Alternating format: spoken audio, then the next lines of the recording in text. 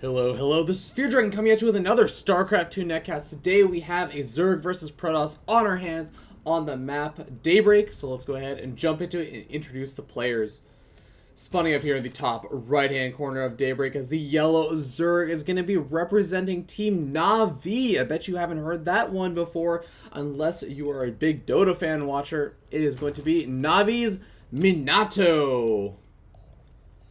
And Na'ViMinato, formerly on Team FXO actually back in 2012, but recently joined Na'Vi just about 2 months ago, back in April.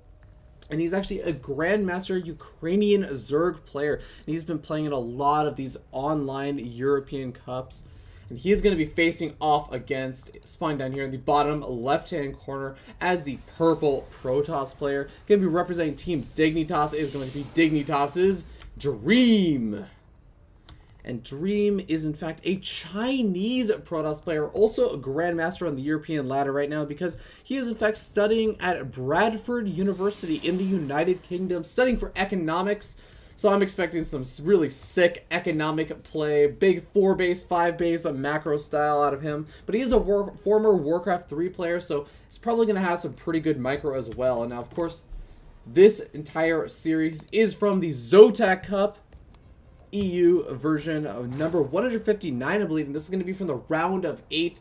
I'm going to be covering a little bit of the ZOTAC Cup over the next couple of days, so hopefully you guys enjoy that. ZOTAC Cup, of course, is an awesome online tournament that you guys can actually enter yourselves, play against a ton of those pros that are playing in them. I think that they are weekly, and, you know, just really quickly, just noting, of course, that Dream, as the economics major at Bradford University, going to be going for the Nexus first. He wants to make sure... Oh, actually, no, not a Nexus. Yeah. It was, in fact, a Nexus first with an in-base Forge. So, just for those of you who do not know, this is something that Protoss players have been doing kind of toward the end of Wings of Liberty. And you kind of just do this to make sure that, one, you can deny any kind of hatchery first play from a Zerg player. Of course, Minato not really going for that. But the second thing is you can hide that Forge over in your main base, and it makes it much more difficult for a Zerg player to actually scout out to see whether or not you're going for that +1 weapons research. Because, you know, whether or not you go for that can really decide a lot about what you can actually go for in your build. If you're going to get really very heavily aggressive early on with some sort of 2-base big pressure all in, it kind of goes to show when you have +1 being chrono boosted out constantly. Whereas if you're going for some sort of Stargate play, you might not really want to chrono boost out that +1 weapons research unless you're going for something crazy like +1 Zealots with Void Rays in the mix. But you know, that's a very old all-in that you don't really see too often anymore.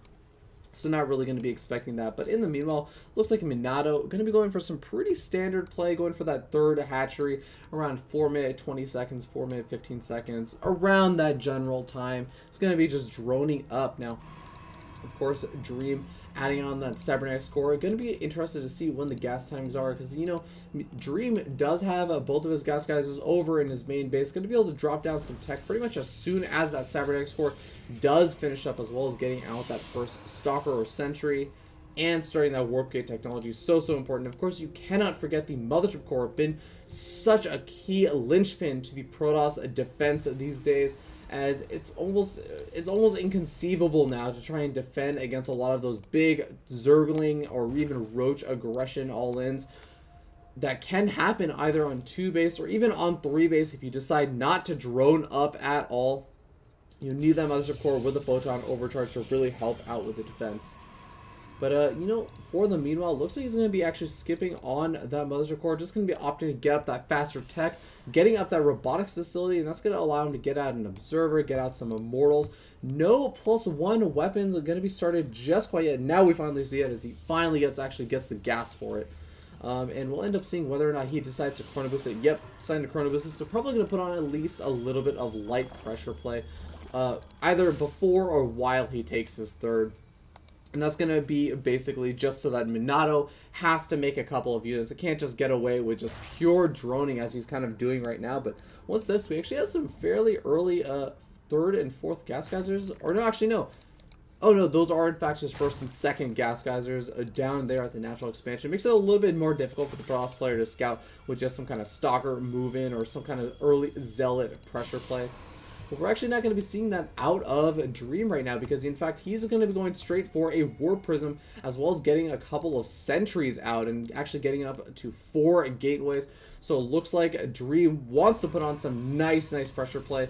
And, you know, I'm really curious how effective this is going to be. Of course, the sentries can load up into that Warp Prism, and it looks like he's not actually going to be getting out an Immortal as well. That's actually a bit curious. And generally, you do end up seeing, you know, 2 sentries and an Immortal actually popping out in the mix. But, oh my god, Minato with some great Zergling placement actually managed to scout out this Warp Prism that was actually trying to dodge below that Watchtower, as well as between that Overlord. So you can even see the Zerglings just following that Warp Prism. Zerglings, even without Zergling speed, will actually be able to keep up with a Warp Prism. No Warp Prism speed being, I guess, let out initially without having to do any research just quite yet. It's not quite implementing that, and that does mean that those Zerglings are going to be very effective for scouting. But, I mean, what matter? How much does it matter if you can scout out the pressure play unless you have some of the roaches out to deal with it? And it looks like the sentry is actually going to get surrounded. One of the sentries does get picked up, but unfortunately the other one does fall. He's Zealous doing a good job, doing a little bit of damage. +1 has finished up, so they do rip apart all those Zerglings. But at the same time, you have to remember one of those sentries does get taken out, as well as all those Zealots. Not really doing any huge economic damage. I mean, sure, he forces a good number of those roaches, but those roaches will be effective. Just trying to do a little bit of pressure of his own. He can try and shut down the third for at least a little bit, maybe before it actually manages to finish up. But it looks like, oh, a huge swell of units out from Minato, and he's going to easily be able to stop this Warp Prism from really being too productive. Looked like Dream was trying to get out that force fields over on the ramp so they can warp in additional Stalkers or Zealots and try and just keep Minato here for as long as possible. I mean, it's kind of working anyways. I mean, you can see Dream not even really having to warp in any units over at that natural expansion or in the main base. And he's just keeping all of Minato's units over, sitting on that ramp. And finally, it looks like Minato saying, you know what? I've made all of these units. I have to do something with them. I'll leave a handful of Zerglings and 2 Roaches over in my main base, and they should be able to at least deal with anything that Warp Prism tries to do. And in the meanwhile, yep, he's going to be going over to that third expansion. He knows how vital it is that he does some damage over here. Some good force fields actually going down. None of the sentries really being picked off, but a couple of those Zerglings do get picked off.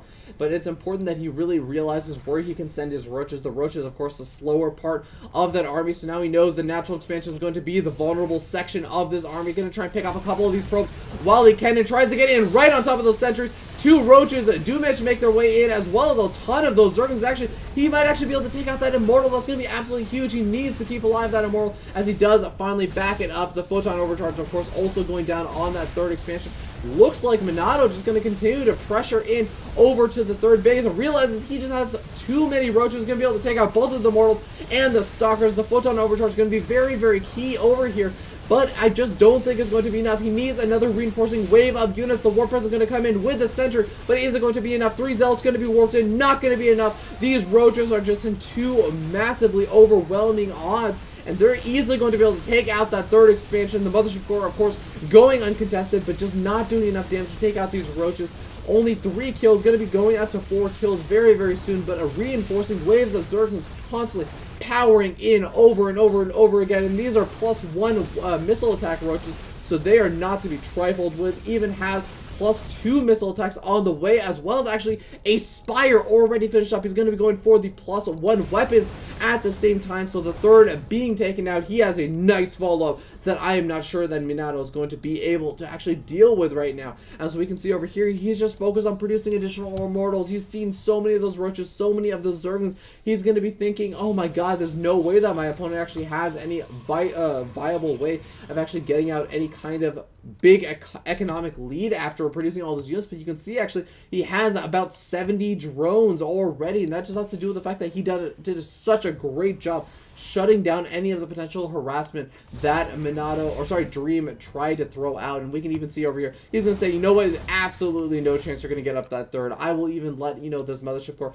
get a couple of shots off on those Zerglings, because you know what, as long as I can deny your third, you are not going to be able to deal with all of these Mutals coming in over here. And there we end up seeing the G coming out from DignitasDreAm. He realizes it's futile effort to try and deal with all those Mutals with only a handful of gateways, and taking over to the robotics bay, trying to go up to Colossus. Definitely not the right answer to Mutalisk. Can you imagine if Colossus could shoot splash damage to Mutalisk? That would be absolutely devastating for every Zerg player on the planet.